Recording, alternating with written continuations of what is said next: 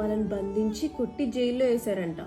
జైల్లో వేస్తే వాళ్ళు ఆ రోజు రాత్రి ఆ దెబ్బలకి బాధపడుతూ కూర్చోక ప్రార్థన చేశారంట. ప్రార్థన చేస్తూ యేసుని స్తుతిస్తూ ఆరాధిస్తూ ఉంటే సడన్గా భూకంపం వచ్చిందంట. భూకంపం వచ్చి చెరసాల ఆ జైలు పునాదులన్నీ కదిలిపోయి దొంగలు ఉంటారు కదా, బందీలు ఉంటారు కదా, వాళ్ళన్ని సంఖ్యలు విడిపోయాయంట.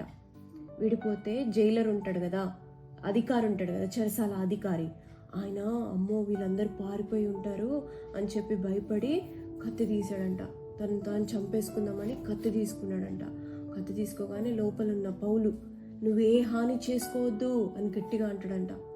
అది విని షాక్ అయ్యి లైట్ అంటే దీపం తీసుకురండి అంటాడంట. తీసుకువచ్చి చూస్తే వాళ్ళందరూ అక్కడే ఉన్నారంట, ఎవ్వరు పారిపోలేదంట.